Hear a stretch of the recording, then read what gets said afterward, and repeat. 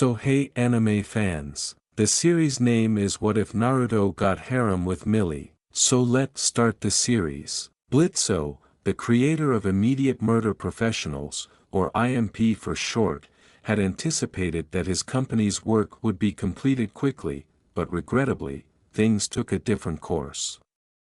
Just a handful of people had employed them when his company first began, which was around a month ago.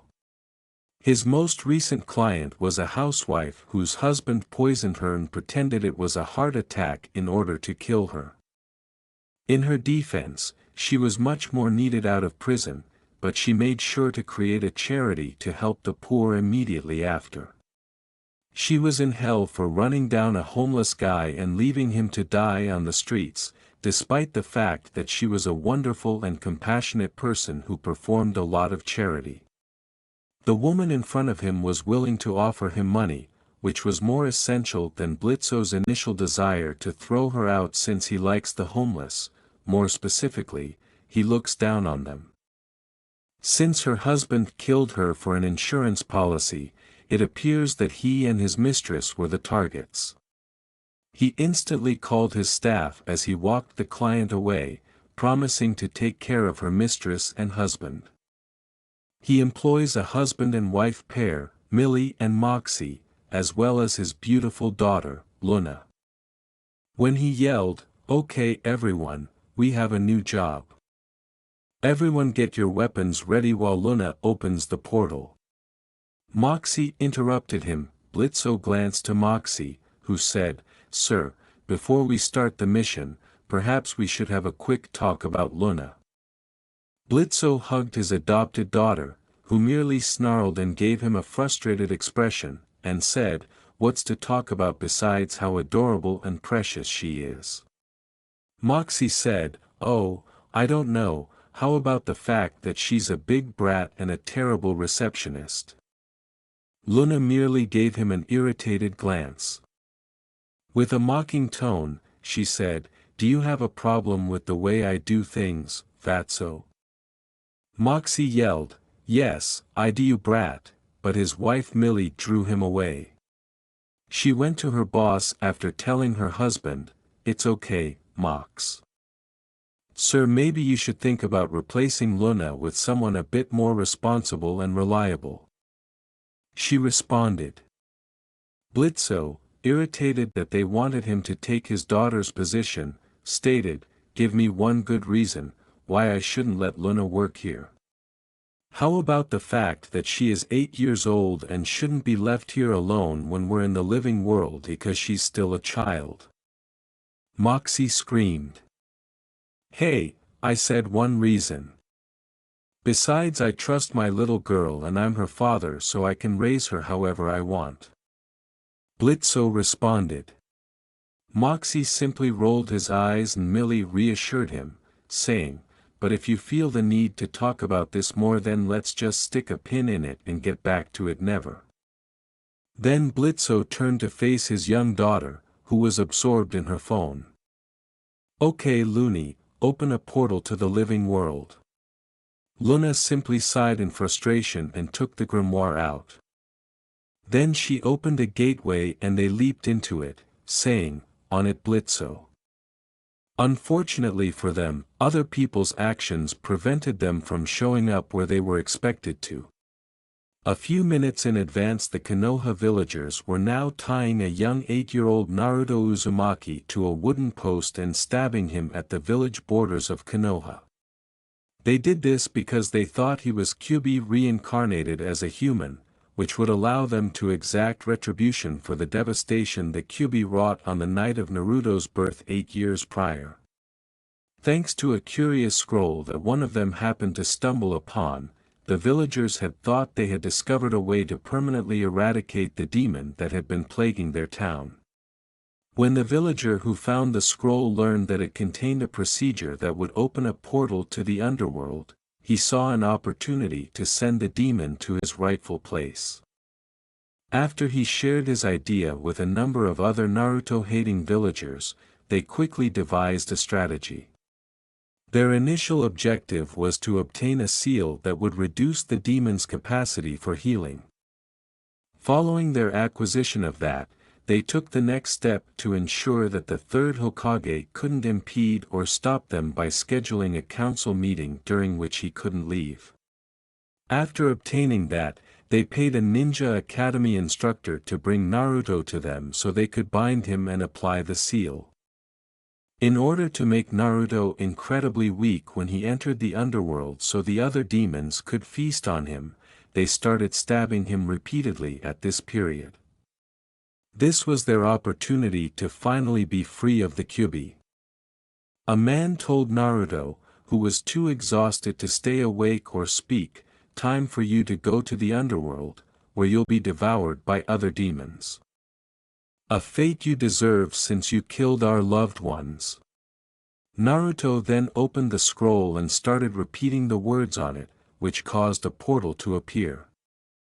However, 3 tiny red demons, who happened to be Blitzo, Millie, and Moxie, rose up before the villagers could push Naruto inside. Blitzo said, "Okay, let's find our targets and kill them so I can go back home and spoil my little loony some more while you two do whatever." He then turned to look around and saw that they were in an outskirts of a village with people who appeared to have had a good shower recently and would be familiar with the gadgets. He stared at Moxie and said, "Where the fuck are we, next?" "Moxie, what did you do?" Moxie answered, "I didn't do anything, sir."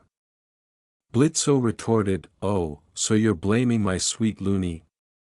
Blitzo began yelling at Moxie when he replied, "No, I am not blaming her. Though when you think of it, she was the open who opened the portal." Millie looked around to see where they were and saw Naruto tied to a wooden post with daggers and knives protruding from him. When Millie replied, You guys, I think you better take a look at this," they both looked surprised and disgusted, grabbing their attention.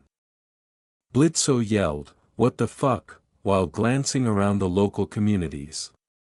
"Why are you dipshits torturing that kid?" A villager exclaimed, "This kid is nothing more than a demon.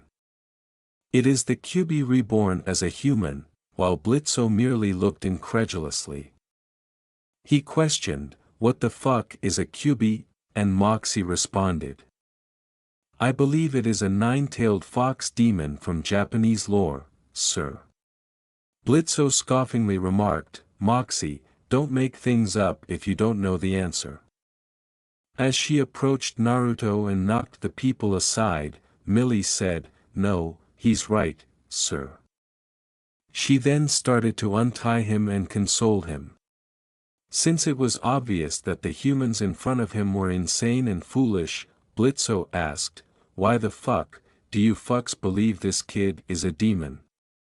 They explained how the Kyuubi had destroyed them 8 years prior and how the 4th Hokage had killed while making sure to give it a human form so they could complete the task for him. Blitzo was filled with a lot of questions upon hearing this, including how they came up with that garbage and what the fuck was a Hokage. "You say that this 4th Hokage killed a giant-ass fox demon with 9 tails. Well, here's a huge question. What happened to the fucking body? I mean something that would not be easy to get rid of." A villager retorted, "He turned it into that thing posing as a child."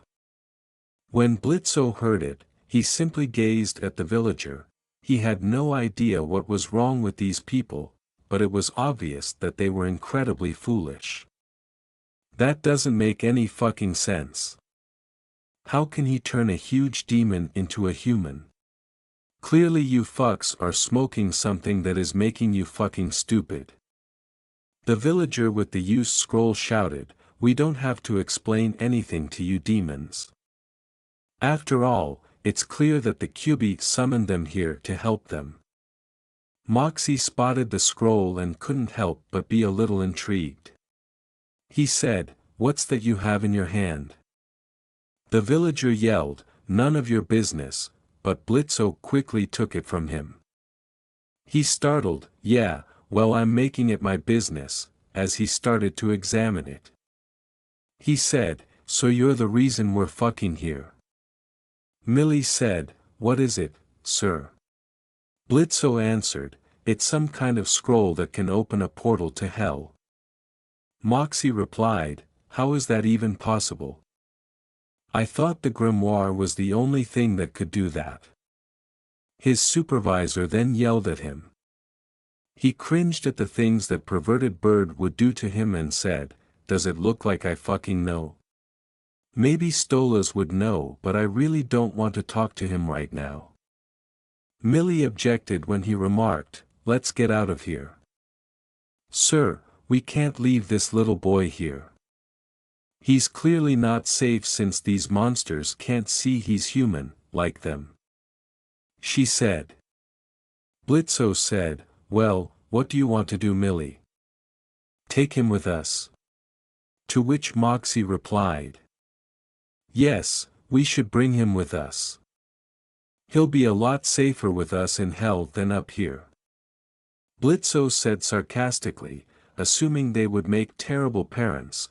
Oh, if he is a whole lot safer in hell, then he'll be a lot safer if he was adopted by you too.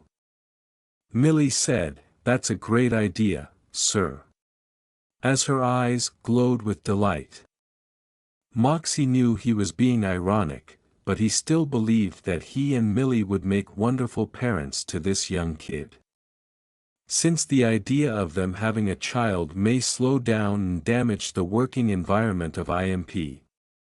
And the child might interfere with his spying on them, Blitzo stated, yeah, not going to happen.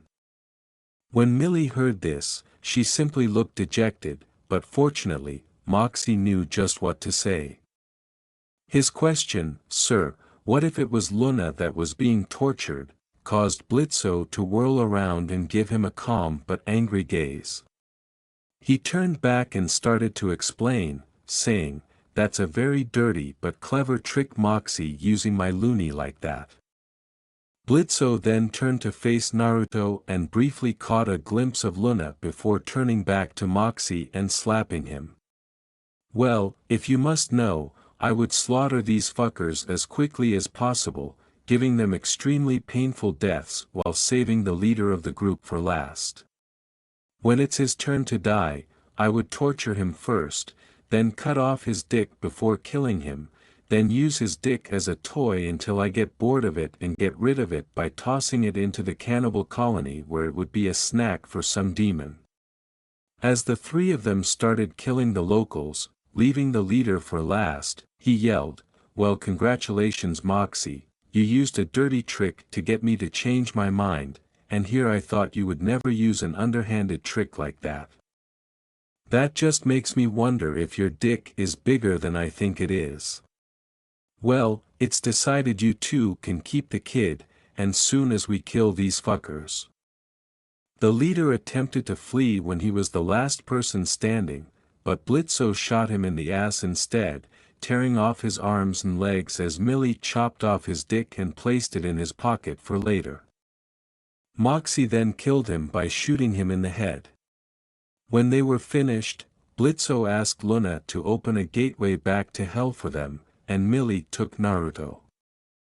Regretfully, they were unaware of how entertaining their day would become. Returning to hell, Luna was shocked to see the additional person when she opened the portal, expecting to see Blitzo, Millie, and Moxie. She took a close look at the human boy Millie was carrying, who appeared to be about her age, and saw that he had been tormented. She could also tell by the way he smelled that this child was not like the others. She questioned, what happened? Who is that? Millie followed Blitzo in saying, it's a long story. This is our new son. When Luna heard that, she simply looked curiously. She was unaware of what transpired, but it was crucial to determine whether the task was completed. Should I text our client and tell them you completed the mission? She inquired. Blitzo replied, well, it turns out that the portal you made didn't send us to where we were supposed to go and we ended up with this kid. He then gave his daughter a quick embrace, which made her snarl and roll her eyes in frustration. "But I know it's not your fault, Looney, I blame Moxie." She was about to say, "Well, you still need to finish the job. We just opened and can't afford any bad reviews," when she saw the boy in Millie's arms begin to glow red. As Millie hurriedly put him on the couch, she inquired, what's happening to him?" Everyone watched as the boy was enveloped in crimson energy and began to develop fox-like features, with 9 tails emerging from his back. As Millie revealed that he was now the offspring of Moxie and her, Blitzo said, I guess those idiots were right. He was a demon." To catch their attention, Luna remarked, "No, he's not a demon. He's human. When you brought him in he had 3 scents on him. 1 scent was human while the other one was something I never smelled before, but if I had to describe it I say it was angry and alive." Blitzo inquired, "What was the last one?" "I don't know, but it was placed on his chest and was quickly fading away the moment you brought him here," replied Luna. It was Blitzo who questioned, "So what is he now?" When the boy began to awaken, Luna said, "Don't know, but he's definitely not a human anymore." Naruto started to awaken, feeling extremely drowsy and in excruciating agony. He stood up and looked around, seeing a dog girl of some sort standing in front of him and 3 red demons in front of them. He noted that 2 of the red demons were giving him kind looks, while the other one appeared irritated. While occasionally glancing at him, the dog girl was merely focusing on something in her hands. He started screaming because he thought they were going to eat him, even though the villagers assured him they would. He cried out, "Please don't eat me."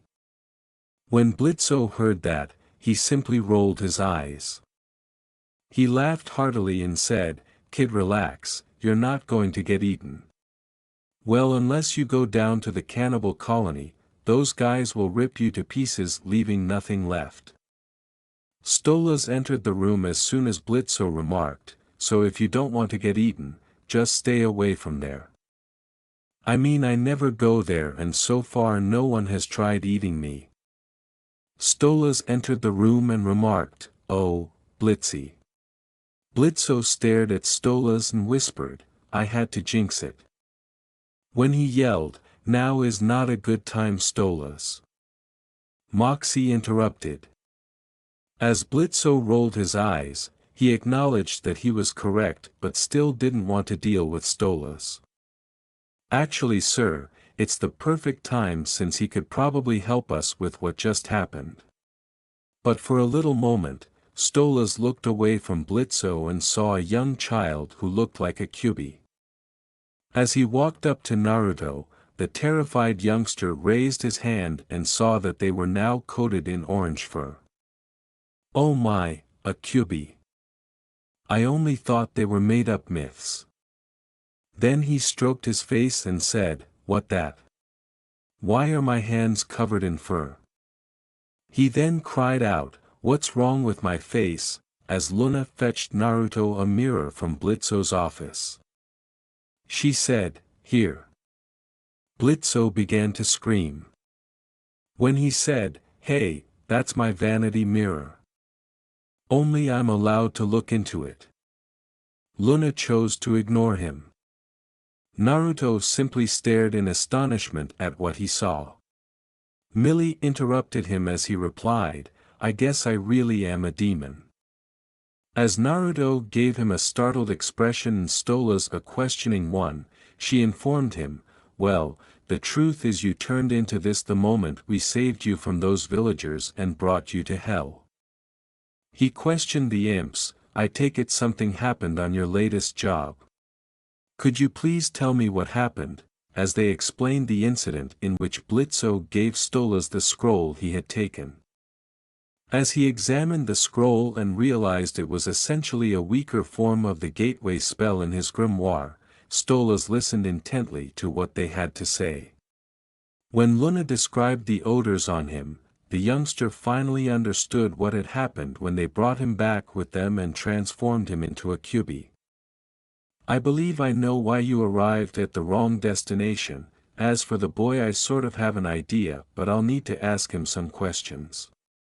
When Stolas saw Blitzy's irate expression, he cooed. Well, explain it to us already. We don't have all day and we still need to do the job, which should have been over by now, but instead we ended up at the wrong location. Blitzo screamed. Well, from what I heard and surmise, the portal you made was made at the same time those villagers made theirs, basically connecting the two. As for where you ended up, I believe it was the elemental nations. It happens to be a small island, that's hidden from the rest of the world. The people of the island can use energy known as chakra, not to mention they have giant beasts made of chakra that use to roam the land. Stolas clarified. Blitzo answered, it sounds like a long and complicated story. Stolas agreed, it is. But it happens to be one of the things I have a huge interest in, along with legends of Japan and the clothes they wore during those times. Blitzo answered, yeah, I don't need to know that. Well, I thought you already knew since you did take some of the kimonos I had, answered Stolas. Blitzo snapped his fingers and exclaimed, hey, if I look good in something then I'm gonna keep it. After all, this body deserves clothes that make it look beautiful and sexy. Stolas began to slobber but stopped himself and remarked, oh, I totally agree, Blitzy. When Stolas noticed something, he paused and turned to face Naruto. Since it is a long story, perhaps you should go do your job first. I'll be willing to look after your daughter and young. As Millie and Moxie slapped themselves for not asking their future son's name, and Blitaz retorted that they were stupid, Luna said that he hadn't inquired either. I'm sorry, young man, but I don't know your name. Could you please tell me, he said. Stolas smiled and Naruto responded, Naruto. Naruto smiled and nodded, and Stolas said, I think that means maelstrom. But when I think about it, your name does sound familiar, but I can't recall why. It's a fine strong name, and I believe it fits you perfectly since you look like a fine strong young man, Stolas said, pausing for a moment. You imps go and finish your job, I stay here and take care of the kids, Stolas said, turning to face Blitzo. It will probably come to me later. Then, as Luna took out the grimoire, Blitzo walked up to her and said, make sure that perverted bird doesn't touch any of my stuff. Luna simply rolled her eyes. Luna opened a doorway and said, sure, whatever, Blitzo. With a hopeful expression, Blitzo added, you know you could call me Dad. Luna responded, I could but I won't. Her adoptive father looked sorrowful as he entered the portal with Millie and Moxie and shut it. After that, Stolas took a seat beside Naruto, and Luna took a seat across from them and started fiddling with her phone. So, Naruto, what is your age? He inquired of the small child. Naruto said, about 8 years old. Stolas replied, you're 2 years younger than my daughter Octavia. Have you got a daughter? Naruto inquired. She's currently with her mother at a royal supper, and Soltas replied, yes, she's the light of my life. I came to see my very dear friend Blitzo today since I didn't have to go because it was for women of royalty. As Luna began to laugh, Naruto retorted, you two must be very best friends. She added, you don't know the half of it. Naruto looked at her curiously, not understanding what she was saying. Back at Naruto, Stolas said, well, I think that's the appropriate answer for you. I assume that you two host a lot of sleepovers. Then Naruto inquired, which made Luna burst out laughing. You have no idea how accurate you are about it. As Stolas seen the innocent expression in Naruto's eyes and realized he was unaware of Luna's comment, she burst out laughing. He replied, well, yes, we do, but never at my house. Why not?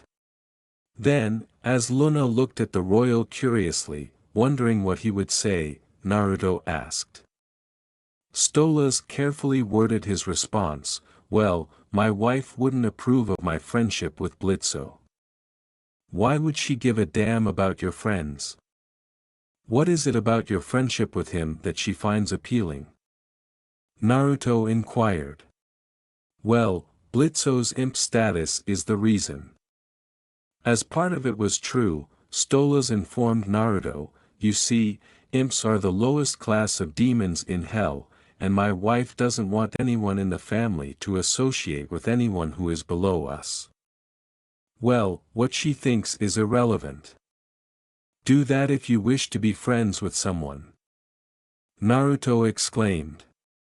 Well, that's why I'm keeping my friendship with Blitzo a secret from everyone, Stolas said, grinning slightly at Naruto since he liked something about him.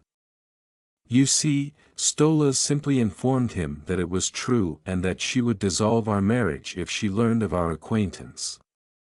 Well, that is simply foolish.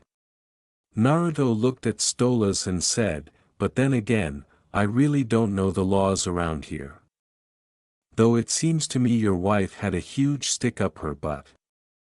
This made both Luna and Stolas giggle. I guess that is how it appears, isn't it? When Stolas considered it, he realized that Stella was extremely demanding and wanted the family to appear flawless. Since she married into his family, it has been all about upholding the family's reputation and trying to make them appear and be elite, which was extremely stressful for both him and Octavia. She would definitely need some encouragement tomorrow. Naruto then drew the royal's attention by asking, though I have to know, if your wife does end your marriage over your friendship, would you still stay in your daughter's life? Stolas knew the solution, therefore he didn't need time to consider.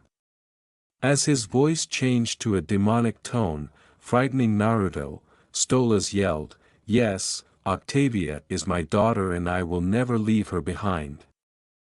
I don't care if my wife tries to keep me from her, I will fight tooth and nail to be there for my little girl. Nothing will keep me away. He chose to shift the topic after realizing this. Tell me, Naruto, how much do you know about the elemental nations? He inquired. Not much. For some reason, I'm always kicked out of class for something I didn't do, replied Naruto. Naruto gave a terrified look when Stolas said, well then, I'll try and teach you what you don't know, starting with the demons there. There are demons in the elemental nations? He inquired. The response from Stolas was, yes, quite a few. One of them happens to be a troublemaker that goes by the name Jashin. He passes him off as a god, recruiting people to kill others in his name by giving them immortality in exchange for human sacrifices. Luna made the decision to speak up at that precise moment. Stolas nodded in agreement as she said, hold on, you're telling us that there's a demon passing himself off as a god, let alone demanding human sacrifices in his name? That can't be possible. King Lucifer would blow a gasket and go up to the living world to deal with that piece of shit, since in a way that's like saying he's him. Stolas simply let out a sigh. King Lucifer knows about him but refuses to do anything about him because of the way the elemental nations is. To be honest, he wants nothing more than the destruction of that nation and is allowing it by ignoring the demons there. He said as Naruto glanced at him. He was perplexed as to why the Lord of Hell detested the elemental nations and desired their annihilation. Why would he want that, he wondered. As Naruto looked astonished, Stolas responded, well, his main problem with it has to do with the actions of Hashirama Senju, the first Hokage of Konoha. Stolas looked at Naruto in amazement and said, Konoha? That's my village. As he continued, he said, it is? Well, that's certainly a coincidence. You see, Hashirama wanted to be the person to bring peace to the elemental nations. His first step was creating the village of Konoha with his friend Madara Uchiha's clan, his wife's clan, and finally his clan. Unfortunately, certain circumstances led Madara to leave Konoha, stating it was nothing but a failure and would destroy it. His actions lead to Hashirama battling and defeating him, but in that process, he made what King Lucifer considers the biggest mistake ever. You see, Madara was controlling one of the 9 giant beasts made of chakra against its will in his fight against Hashirama, but Hashirama was able to break his control over it. Unfortunately, after the battle, he decided it was too dangerous to let loose and had his wife seal it into her. To make matters worse, he came up with the idea to capture the rest of the giant beast of chakra and give them to the other ninja villages, sealing them into newborns in hopes of bringing peace. Luna said, well, that's just stupid. Indeed it was, as these newborns were treated like monsters while Hashirama's wife was not. Of course, what happened to her was kept secret because Konoha knew they would end up in a war with her clan. However, the biggest problem of the elemental nations is what came after Hashirama and his brother Tobirama died. You see, Hashirama's wife was getting close to death, and when she died the beast inside her would be freed. The third Hokage, Hiruzen Sarutobi, could not allow it to get loose and be free. Naruto was surprised to hear the elderly man's name as he continued. He went to her clan in agreement with finding someone to seal the beast into. The clan head agreed to give them his daughter in exchange that she would still be allowed back to visit and she was to be treated fairly. Hiruzen agreed to this, but unknown to the head this was all a lie. Hiruzen never believed in the beliefs Hashirama and his brother had with the village. In his mind Konoha was to remain the strongest even if it meant the destruction of their allies. The clan belonging to Hashirama's wife was very strong and other ninja villages feared them, even Konoha. Hiruzen decided he was going to get rid of them shortly after he got the clan head's daughter, so it would be easy to condition her into a loyal weapon. The day she was retrieved, he had his student Jiraiya weaken the seal around the village while sending a message to the other villages letting them know that the seals were weakened and they had the chance to be rid of them. The other villages saw this and launched their attack, destroying the village and clan, leaving only a handful of them left. Thanks to Konoha, the Uzumakis were nearly brought to extinction. When Naruto heard that, he looked curiously. Stolas looked at him as he said, I came from a clan. Then Stolas said, you're an Uzumaki. Naruto simply nodded to him. He said, yep, Naruto Uzumaki. Stolas grinned in surprise. He looked worriedly and remarked, oh, dear. I knew that name sounded familiar. This is very concerning. Naruto looked curiously at Luna, who said, you know something about Naruto, don't you? He replied, I really can't say any more. Luna and Naruto were about to object and Luna's phone began to ring and Blitzo called, instructing her to open a portal, which she did. As soon as the imps came back, Stolas hurried over. The head imp gave him a contemptuous look as he continued, we need to have a private discussion now. Stolas shook his head as Blitzo said, look, I am not in the mood to talk dirty to you. No, I mean I need to talk to you and your employees in private about Naruto. He said. Why? Moxie said, wondering why he felt the need to discuss the youngster they were about to adopt with them. Luna responded, apparently Stolas knows something big about Naruto but won't tell us. The imps were staring at the prince. How big? Inquired Millie. It's very big. I don't know what your plans are for him, but you need to know everything I know about him, replied Stolas. Naruto started to cry, but Millie consoled him. If it's about me, why don't you just tell me? Why is it that everyone seems to keep things from me? What is it that makes everyone hate me? He said. Her voice was calm and calming as she stated, now Naruto, we just want to find out everything there is about you, but I promise you once we know everything we will tell you and won't leave a thing out. Okay. Really? He inquired, and Moxie responded. He looked at Stolas and answered, yes, we don't plan to keep anything from you. Millie and he then entered the meeting room, while Blitzo went in Luna's direction. He looked at Naruto, who was unsure of why, and stated, okay, it looks like I'll be in there for a while, so you're just going to wait out here with him.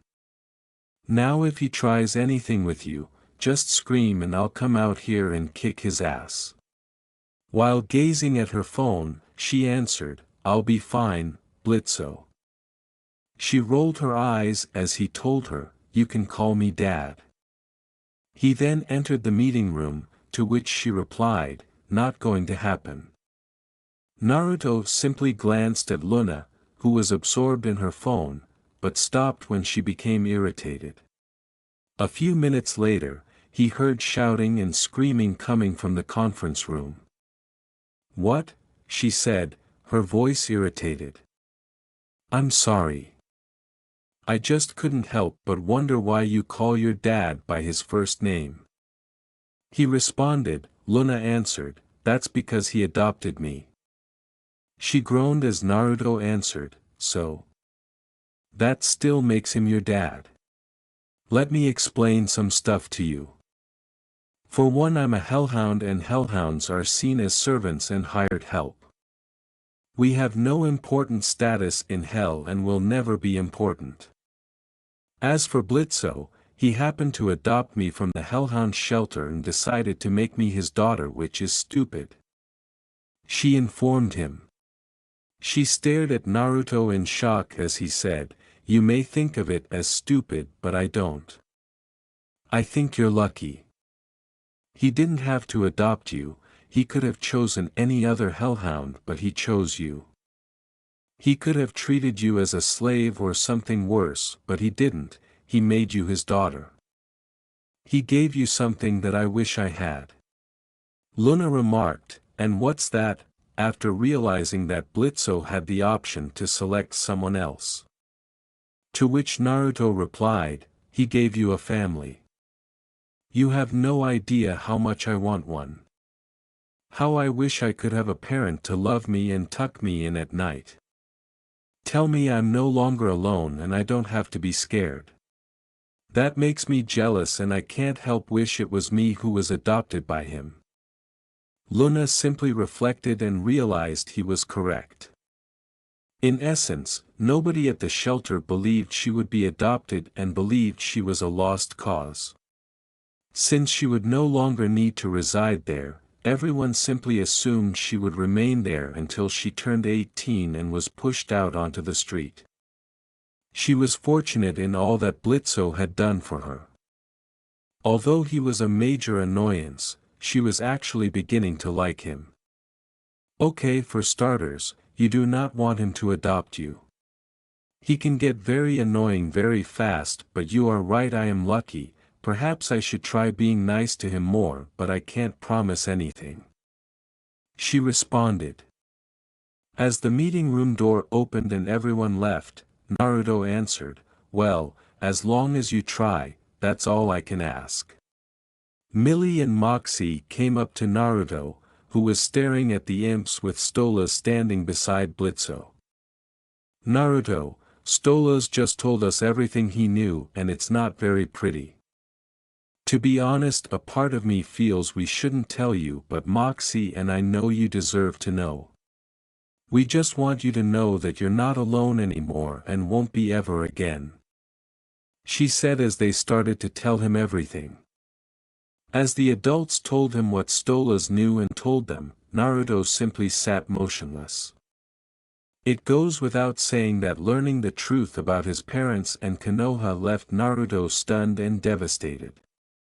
In reality, his father was the fourth Hokage, and on the night of his birth, the Kyuubi that was imprisoned inside his mother was released, causing it to assault the town without its will. Knowing that his future would be stolen away and that he would be condemned to suffer since the village always came first and had to stay the strongest no matter what, he was even more saddened to learn that his father had made him carry the Kyuubi rather than letting it escape. Naruto didn't really care because his mother didn't try to stop it, but Stolas wasn't sure if she was in favor of it or not. Naruto just realized he had no family after hearing the decisions his parents and godparents made that evening. To make matters worse, Konoha served as both his prison and his home. Regarding why Naruto appeared to be a Kyuubi, Stolas clarified that the Kyuubi had always healed him when he suffered life-threatening wounds, but that the moment the villagers put the seal on him, it slowed down the healing process in an effort to weaken him. Additionally, the seal instantly dissolved when he entered Hell because of the energy there. His condition and the fact that he was on the verge of death caused the Kyuubi's healing element to go into overdrive, eventually fusing its energy and soul with him to create the new Kyuubi. Naruto became a demon as a result of this.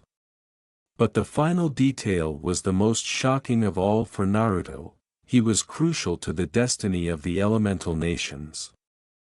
Stolas had a practice of asking Lucifer about the elemental nations whenever he encountered him, because he was always curious about them. Lucifer would only tell Stolas what he believed Stolas should know, such as the history and details about the giant beasts of chakra. However, one night, when he was furious about certain things that were occurring on the island, he revealed Naruto's identity and how crucial he was to its future, only for the humans to obtain something they shouldn't have because of foolish toads and use it for their own benefit. These deeds caused Naruto's life to become a horrible torment, which ultimately led to their demise. That since they believe they can play God, they would most likely cause his death, which would spell their demise. Stolas agreed when Lucifer told him not to tell anyone what he had told him after realizing what he had slipped out. Unfortunately, he had to come clean about what he knew due to specific circumstances, and now he had to make a difficult decision. You see, Naruto, it might be very hard for you to stay here given who you are and your destiny, whatever it may be, but I discussed it with Blitzo and his employees. They agreed that it will be your choice. Stolas remarked after describing his options to him. Now we can send you back, but you should know it's going to be very hard for you. Konoha will probably enslave you or do worse things to you. Naruto then inquired, what are my other choices? Then Stolas said, you can stay in Hell and live here, but just know that there may be forces who try to force you back. However, Millie and Moxie had agreed to take you in and are willing to adopt you. If they do that, it could make it very hard for the other forces to send you back, but that won't stop them from trying.